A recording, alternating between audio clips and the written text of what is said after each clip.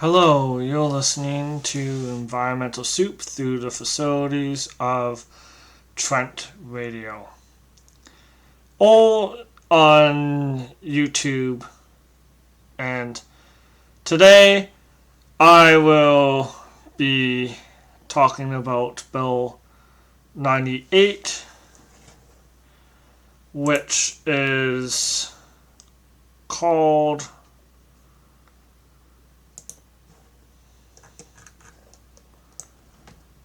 I'm just getting the title, an act to enact the Fair Alignment and Seamless Transit Act and to amend various acts. And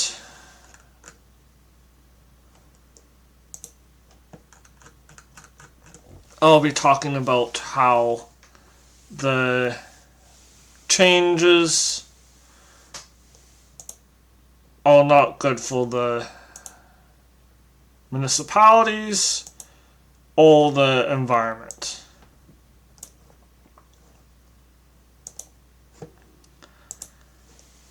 I will switch my screens.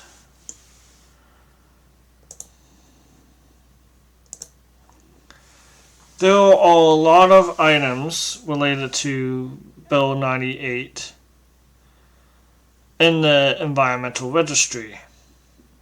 There is a guide to the items on the environmental registry called Guide to the Environmental Registry of Ontario for Bill 98.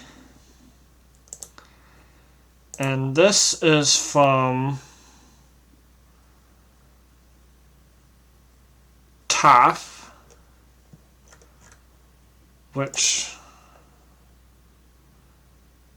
is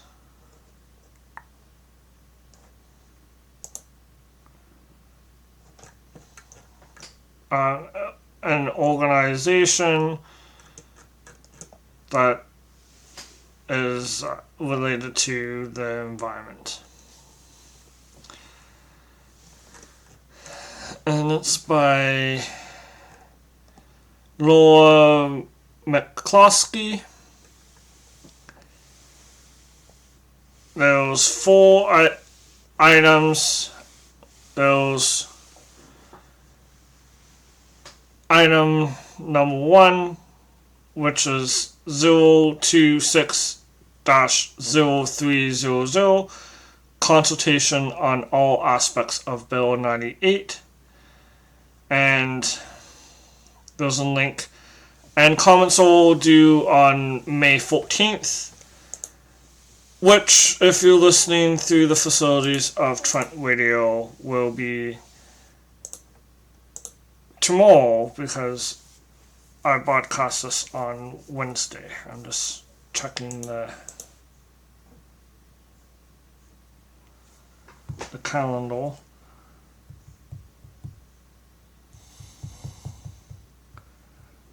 Yeah, I believe it's tomorrow. Yes, it's on. And I will do my best to post this before. So that's the first one, and then you can look that up on the environmental registry. And then that's general comments. And then there's 026-0309, and it's a proposal to prohibit green development standards. And they're suggesting feedback on this should be that municipalities must retain authority to implement green development standards and not other lot standards that support climate resilience and livable communities. There's 026-0310 site control reform. It should be site control as critical tool for sustainable and climate resilient developments. And then there's 026-0313, comprehensive list of studies for complete applications. And this is talking about completing, maintaining authority for municipalities to require studies that impact local emissions and impact climate risk. And I'll look at each of the proposals. The first one, Proposed Planning Act, City of Toronto Act 2006, Building Code Act 1992, and Municipal Act 2001 changes Schedules 1, 2, and 7 of Bill 98, the Building, Homes, and Improving Transportation Infrastructure Act 2026. That was the act that I showed previously. And there's a lot of those changes, those standardizations of official plans, which are problematic because they eliminate the unique aspects of a community. Each municipality faces different challenges, different opportunities.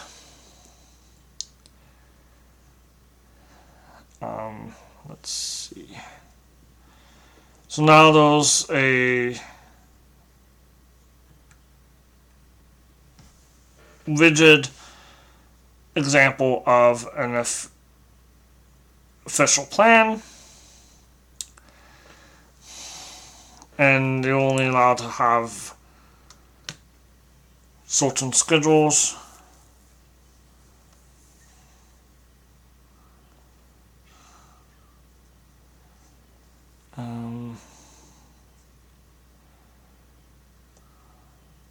And they don't seem to have a section just on the environment until the schedules. So that's concerning.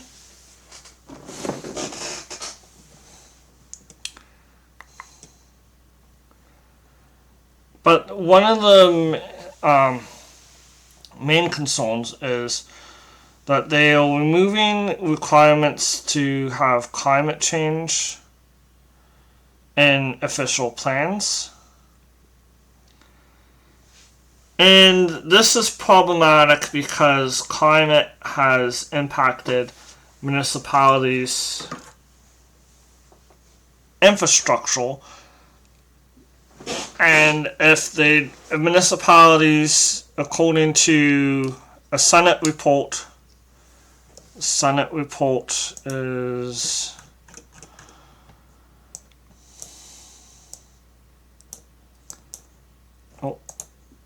that's not responding.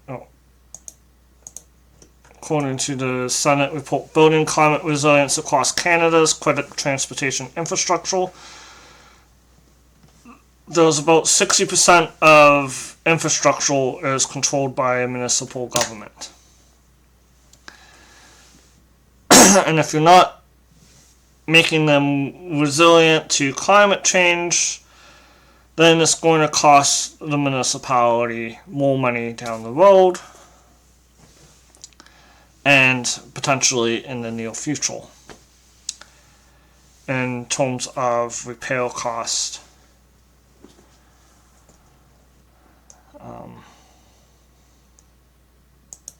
So that's problematic. And they're getting rid of requirements to have sustainable elements in zoning. They're getting rid of they're not allowing green building construction standards, and there's no enhanced development standards.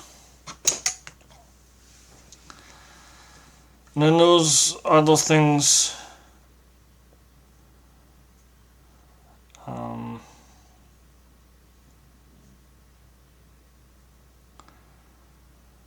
and then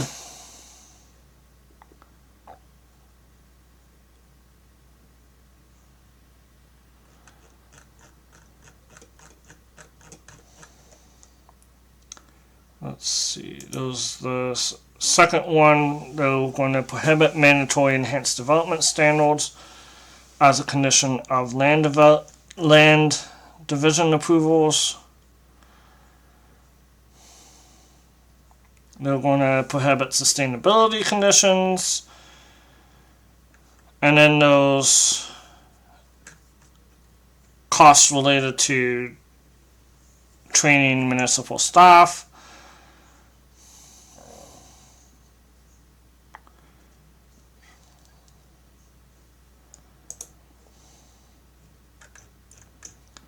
I did. They're going to remove site plan control.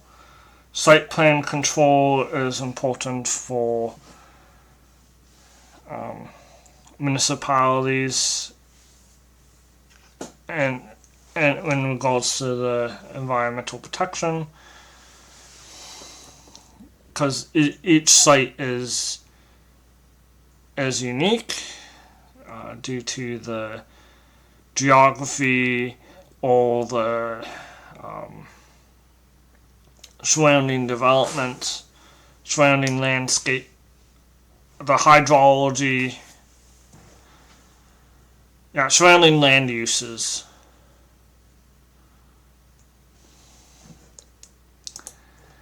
And there's this one, streamlining the information and material that planning authorities can require as part of a complete application. And they're saying that only certain studies are required, but not all of the studies.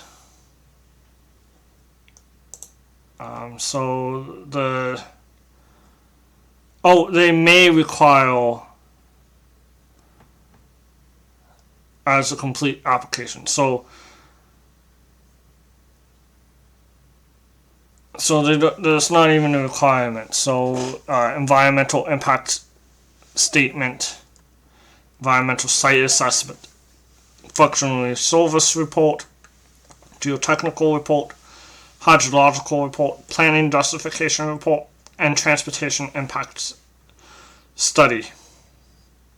And then those other studies: aeronautical report, aggregate minerals, petroleum resource impact assessment, agricultural impact assessment, air quality order study, Orbis report, archaeological assessment, contaminant management plan, cultural heritage impact assessment, economic viability assessment, electromagnetic field management plan, financial impact analysis, human-made hazards, impact study assessment, impact assessment for waste disposal sites, formal landfill sites, land use compatibility site, lake shore capacity assessment, minimum distance separation formula assessment, natural hazard impact study assessment, noise vibration study, road safety and risk mitigation report, servicing options report, wildland fire assessment, and wind study. And then anything, so those are like a lot more limited, and that they can't just be asked for. And then any other study not listed wouldn't be they wouldn't be able to do a study if it's not listed. So those questions that is being asked, and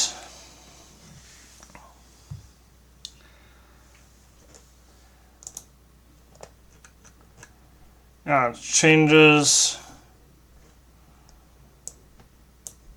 from Bill 98 is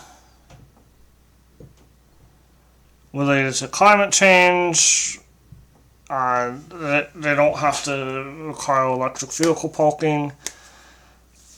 Electric vehicles are becoming more prevalent, especially because of the conflict between the U.S. and Iran.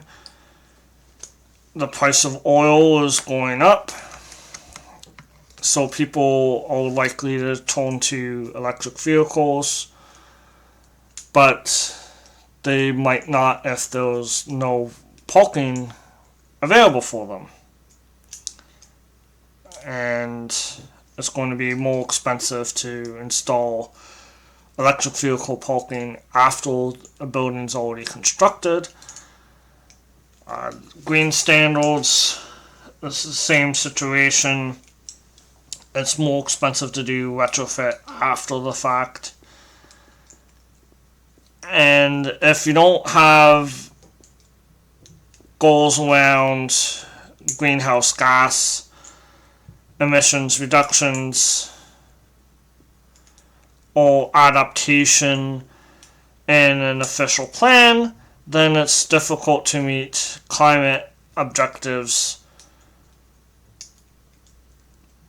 that the provincial government has set, or meet international obligations. And international obligations would fall under the federal government instead of provincial government.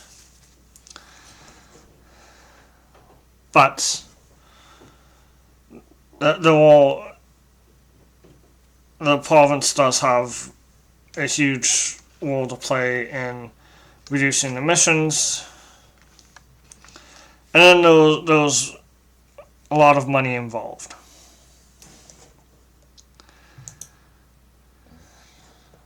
Oh, and then there's the Planning Act.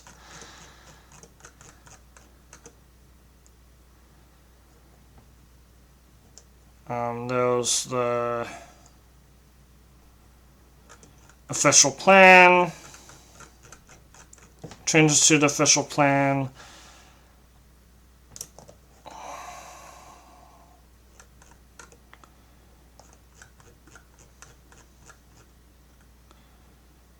And let's see. I think I made highlights on other things. Oh, I know what I did. Okay. I highlighted sections that were changed. Some of them, but I don't think I have the time to go in depth because I'm at about 19 minutes. So, environmental defense has an article, Bill 98 ignores efficient housing and could deprive municipalities of key tools.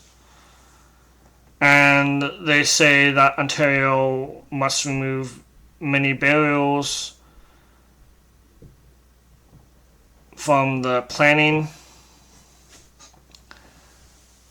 And they say that there should be more multiplex, midwise, and they should remove boundary expansions and a bunch of other things that the province should be doing. And environmental defense has been advocating for this for years now. And they're saying that Bill 98 has failed to take these actions and made things worse. They say that it would kill Toronto's green standard, limit official plans to 12 options, strip municipalities of site control to promote sustainable options, and then they wouldn't allow electric vehicles, and they can't use chapter and section headings that address challenges or opportunities to procure opportunities related to those circumstances. And another thing to consider is that municipalities would not be able to set their own fares, including capping fares or subsidizing fares for youth, which increases ridership through an entire life. So if a kid uses transit, they're more likely to use transit later in life. There's an article from the Noel newspaper called "Ontario Cities Are Preparing Buildings for Climate Crisis. The full government is set to make that more expensive." There's an example of a homeowner from Kingston, Ontario, lowering their emissions by 91% by replacing windows, installing heat pumps, and insulating the attic, basement, and exterior walls. And that's tied to an incentive that would not be allowed. And then 4,000 developments have met the city's green standards, which have been in place since 2010. And they're saying that the rules mandate that each building has shared outdoors. Each building has shared outdoor spaces that aren't covered by concrete or asphalt, but permeable coverings that absorb stormwater to prevent flooding, among other eco-friendly features. So that means that flooding will be a greater risk, because if you have non-permeable items like pavement, water won't have anywhere to go. But if you have a permeable solution, then water can go into the ground and it will slow water down. A lot of flooding is caused by urbanization and the destruction of wetlands.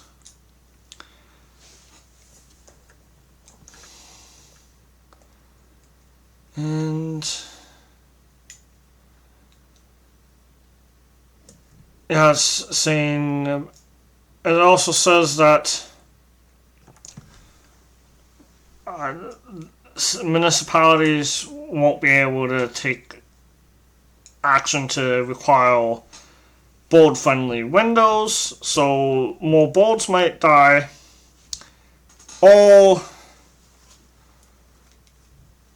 And then they mention electric vehicles. And then some municipalities promote green roofs, renewable energy systems, and green spaces. And then it's saying that the building code hasn't been updated since 2017. And then there's no mention of eco-friendly features. And 24% of Ontario's emissions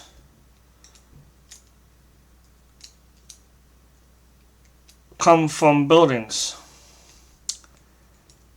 And the province is imposing fossil gas onto municipalities. Let's see where I am. So we'll go to the next article. There's articles from the National Observer. Ford takes another one at stripping municipal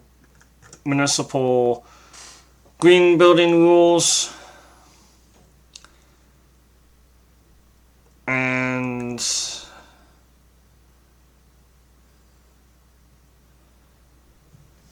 a spokesperson from Toronto said the Toronto Green Standard, quote, continues to be one of the most impactful actions the city can take to reduce emissions from buildings, end quote, which makes up 58% of emissions in Toronto. And then there's an article, Ford's latest bill collides with cities' efforts to phase out gas in buildings.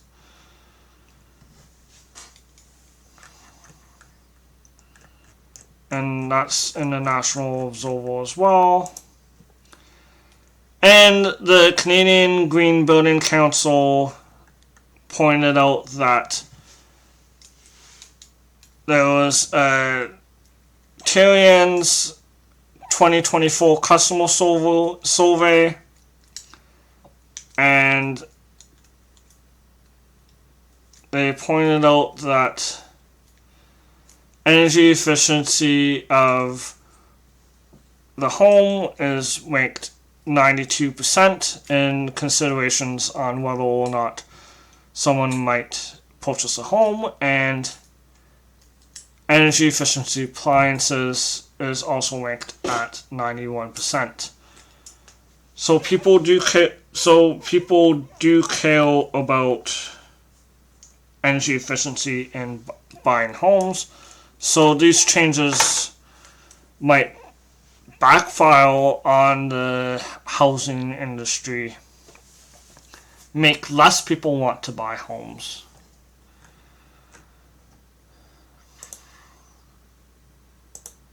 And let's see. And I looked at who supported the legislation. So Conservatives and NDP, and opposed is Liberals, Green, and Independent. That's the report. And then there's, I'm running out of time, there's the climate reports from the Canadian Senate, and then the climate resilience of federal assets and services, and I'll get into those in a different episode. And I thank you for listening to my podcast over the summer, and I hope that you listen to the next one. I will look into some of the other details of Bill 98, and if I have time, I will make additional videos and post them on my YouTube channel, Environmental Soup, so that you can make informed comments. Thank you for your time, and enjoy the rest of your day.